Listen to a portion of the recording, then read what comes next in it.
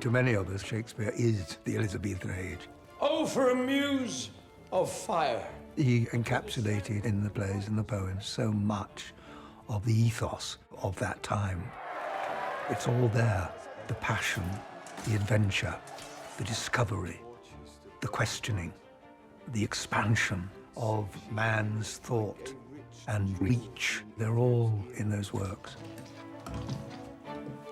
In 1593, the name William Shakespeare first appeared in print, and before long the plays were being performed in front of packed houses. In his own time, the name was well known, but the man was not.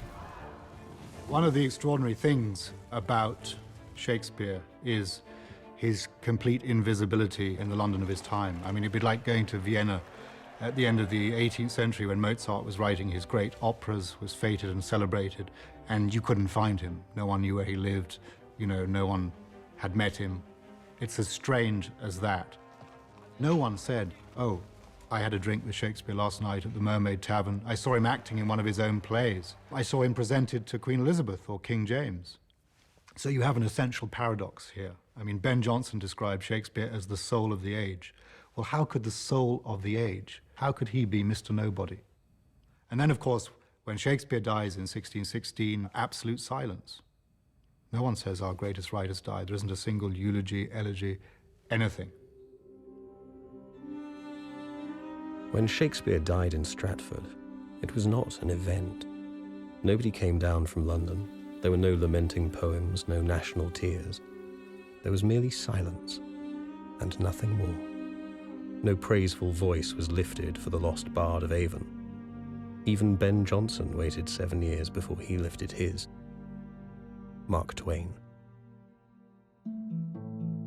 In 1623, 7 years after the Stratford man's death, the first collection of Shakespeare plays was published. It has been called the most important book ever written in English. It's really the Folio that for the first time connects this body of work not only with a name, but with a portrait or engraving of what the author supposedly looked like. Ben Jonson, another famous playwright at the time, lent his name to the publication and suggested he knew the author personally. Ben Jonson contributes 2 poems, one beside the famous Droeshout engraving of Shakespeare, the other the long poem to the memory of my beloved, the author William Shakespeare, and what he hath left us. It's a poem which calls him the sweet swan of Avon. There's other references in other poems in the first folio too, to the writer of these plays having a monument in Stratford. This is all evidence that Shakespeare of Stratford upon Avon was the writer of the plays and poems. They're right. They are undeniable pieces of evidence, and they prove that he was the writer the title pages proclaim him to be. You've got it locked into Stratford-on-Avon with the monument and the Sweet Swan of Avon, and you have a watertight case for William Shakespeare of Stratford, identified as the writer of the works of William Shakespeare. Case closed. Except, of course, it isn't closed.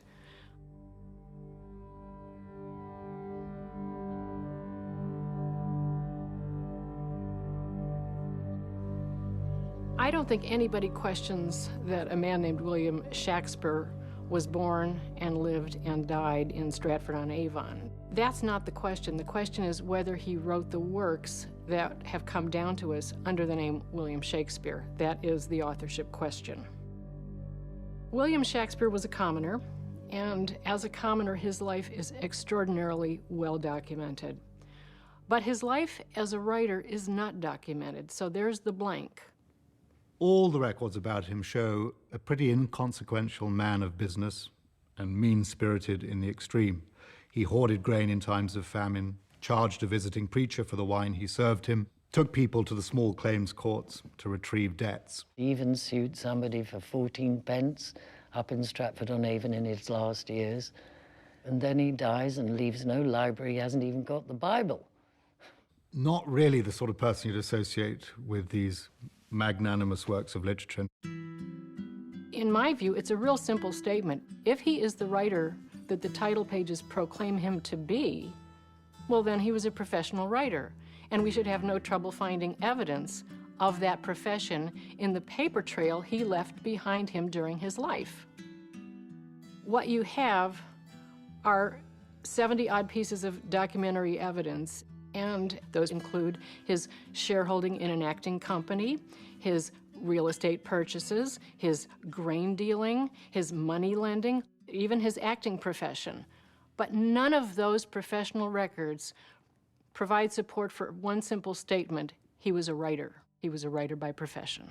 I don't accept that the fact that we haven't got some of the things we would like to have is any evidence that those things never existed. There's an awful lot we don't know about people of this period. There are so many other dramatists that you could produce. You know, the argument that Chapman didn't write the plays of Chapman, or Webster didn't write the plays of Webster, because there's far less evidence about their lives and their links to the plays than there is with Shakespeare. But nobody seems interested in doing that for some reason.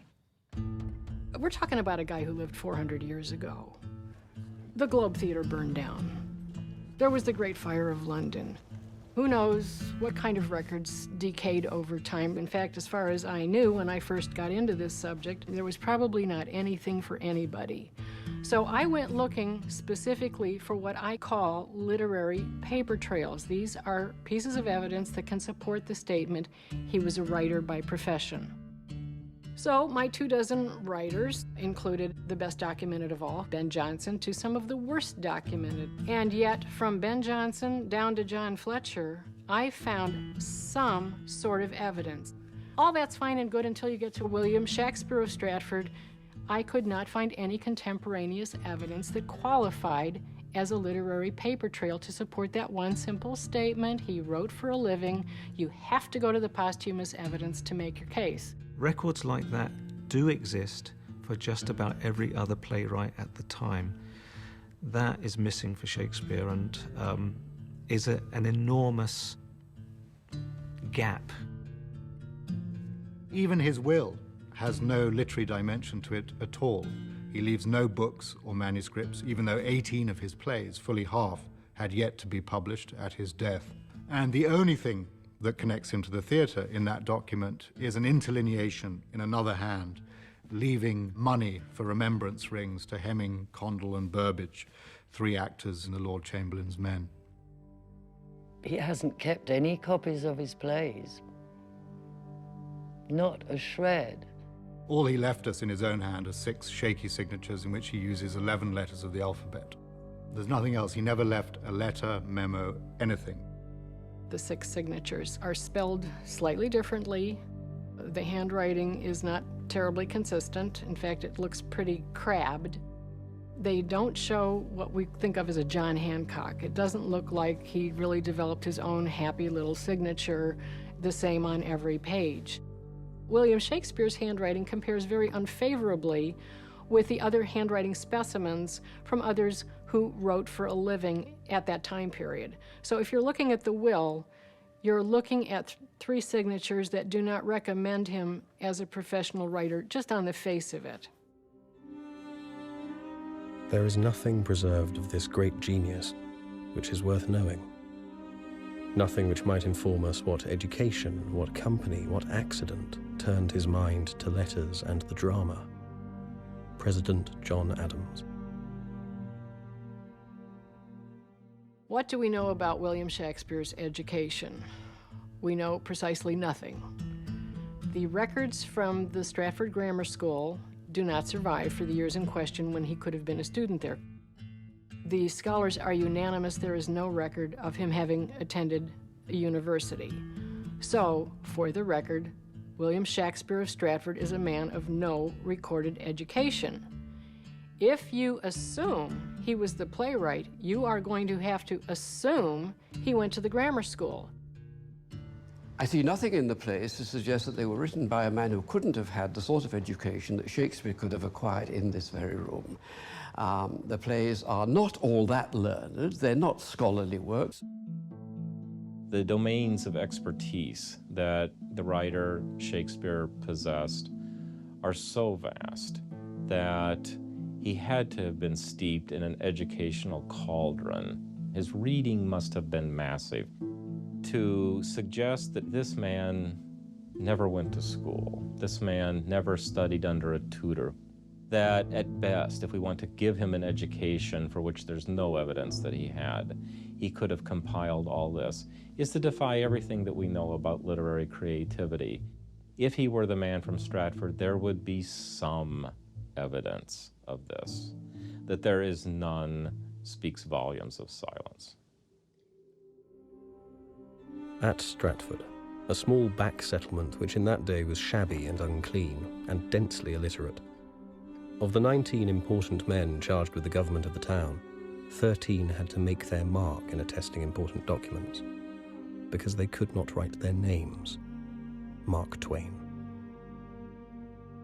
If William Shakespeare is the writer William Shakespeare, how very strange that his own children grew up functionally illiterate. I don't care how much they say he was just, grammar school trained and that's it, folks. This is a man of supreme erudition, and he's okay with having his kids grow up functionally illiterate. It doesn't sit properly. It is easy to imagine a farmer's boy emigrating to London and becoming a successful actor and theatre owner. But for him to have become the great poet and dramatist, and to have had such a knowledge of foreign courts, cardinals and kings, is inconceivable to me. Charlie Chaplin. You can be born with genius, and this is not a denial of genius, but you can't be born with book learning and life experience.